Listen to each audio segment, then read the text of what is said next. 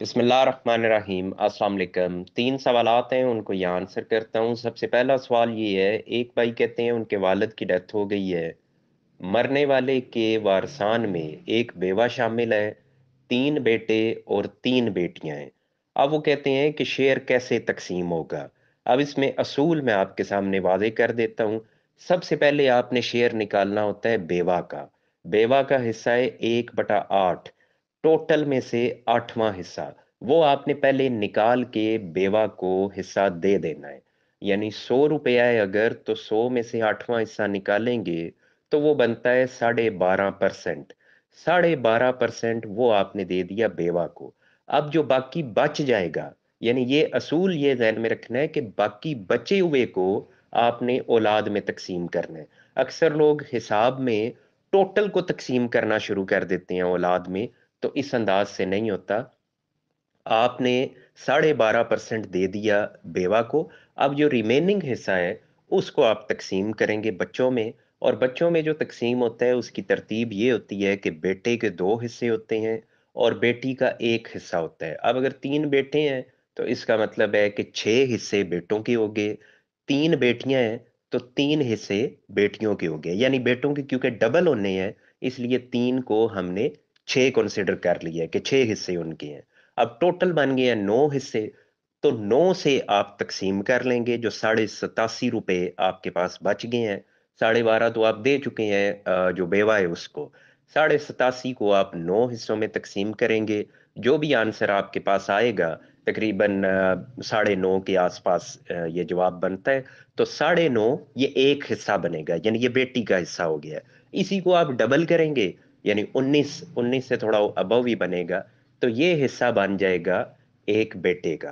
तो ये तरतीब होती है जब आपने इसको तकसीम करना है। परसेंटेज में मैं इसलिए अक्सर समझाता हूँ कि ये समझना जरा आसान होता है। वो जो बटों में होता है ना, 1/24 और 1 ये, वो जरा मुश्किल हो जाता है। और वो पुराना स्टाइल था, अब यूं समझ लें कि अब ये कैलकुलेटर का दौर है, तो ये इजी होता है। अब आते हैं दूसरे सवाल की तरफ। एक सिस्टर वो ये पूछती हैं कि उनके चचा की डेथ हो गई है। अब जो चचा है वो चचा लावल था, उसकी औलाद नहीं है, उसकी बेवा नहीं है, उसके वालदैन नहीं है। तो उसका एक ही भाई था और वो भाई भी फौत हो चुका है। और भाई की आगे औलाद में ये खातून मौजूद हैं जो सवाल कर रही हैं। तो खातून ये कहती हैं कि क्या मुझे वो चचा की वरासत में से हिस्सा मिलेगा। और वो कहती हैं मेरे अलावा मेरा एक भाई भी था और वो भाई फौत हो चुका है और भाई की औलाद मौजूद है। अब यानी यूं समझ लें कि जो मरने वाला है उसके वारसान में कौन है, एक उसकी भतीजी मौजूद है और भतीजे के बच्चे मौजूद हैं। भतीजा खुद फौत हो चुका है लेकिन भतीजे के बच्चे हैं। अब जाहिरी तौर पे जो भतीजी है वो करीब का रिश्ता नजर आ रही है, यानी भाई की बेटी वो करीब नजर आ रही है। दूसरी तरफ भाई के बेटे के बेटे हैं, अब वो एक तरह से तीसरे स्टेप पे चले गए।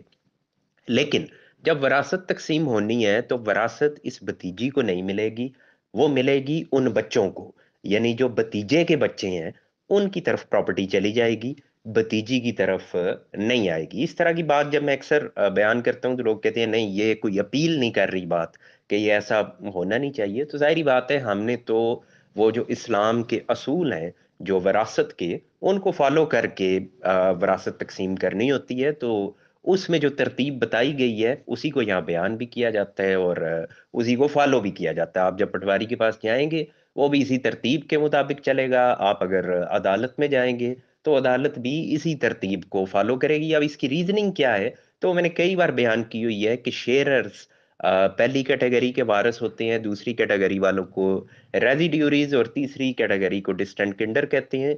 अब जो भतीजी है वो तीसरी कैटेगरी के वारसान में शामिल है, इसलिए उसको हिस्सा नहीं मिलता जब पहली दोनों कैटेगरीज के लोग मौजूद हों। अब पहली कैटेगरी में तो कोई भी नहीं है, दूसरी कैटेगरी वाले रेजिड्यूरीज मौजूद है, तो इसलिए सारी प्रॉपर्टी उनकी तरफ चली जाएगी और तीसरी कैटेगरी वाले वारसान में जो भी होगा उसको कुछ नहीं मिलेगा। अब एक तीसरा सवाल है, वो भाई ये कहते हैं कि उनके वालिद की डेथ हुई है। ये भी एक खातून पूछ रही है कि उनके वालिद की डेथ हो गई है। जब वालिद की डेथ हुई तो उस वक्त वालदा भी थीं और दो बहनें और दो भाई, यानी बहनें भाई से मुराद यानी दो बेटे और दो बेटियां मौजूद थीं। अब वो कहती हैं कि बाद में वालदा भी की भी डेथ होगी, यानी मरने वाले की बेवा की भी डेथ होगी, मरने वाले के एक बेटे की भी डेथ हो गई, जिसकी आगे औलाद बहरहाल मौजूद है।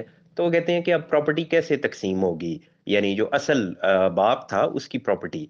तो वो प्रॉपर्टी जब तकसीम होती है तो देखा जाता है जब वो शख्स फोत हुआ उस वक्त कौन कौन जिंदा था।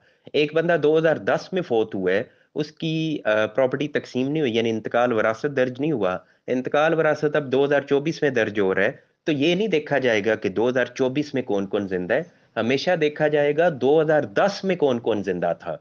जब ए की डेथ हुई, ए अगर मरने वाले का नाम है, तो जब ए की डेथ हुई है उस वक्त कौन कौन जिंदा था। तो जब ए की डेथ हुई है तो उस वक्त बेवा भी जिंदा थी, यानी उसकी वाइफ जिंदा थी। और उसके मतलब बेटे भी दो जिंदा थे, दो बेटियां भी जिंदा थीं। तो जायदाद जो तकसीम होगी वो इन पांचों वारसान को मिलेगी, बेवा को भी मिलेगी और दो बेटों और दो बेटियों को भी मिलेगी। जिस जिसकी भी डेथ बाद में हुई है उससे कोई फर्क नहीं पड़ता, हर एक को उसका हिस्सा मिलेगा। क्योंकि जब आप पटवारी के पास जाते हैं इंतकाल वरासत दर्ज करवाने, तो वो यही पूछता है कि बताएं उस वक्त कौन जिंदा था। अगर वो कहे ना कि आज ये फलां फोत हो गया, वो कहते हैं नहीं आज को छोड़ें, आप ये बताएं उस वक्त कौन जिंदा था। तो जब आप वो बताते हैं उस वक्त फलां फलां जिंदा था, तो हर एक का जो हिस्सा बनता है वो उसको दे दिया जाता है। फिर जो बाद में फोत हुए उनका अलग से इंतकाल वरासत दर्ज होता है, या उसी के अंदर ही अगर वो सबको शेयर दे दें, यानी वो लिख दें कि ये फोत हो गया, इसके आगे ये वारिस हैं, तो उस तरह वो कर सकते हैं। लेकिन बहरहाल जो असूल है इसमें वो आपके सामने वादे करना था कि जिस वक्त कोई फोत हुआ है उस वक्त के वारसान देखे जाते हैं। बाद में आप इंतकाल वरासत 10 साल बाद कराएं या 50 साल बाद कराएं, वो मैटर नहीं करता। एक्चुअल वो मैटर करता है कि जब किसी की डेथ हुई है।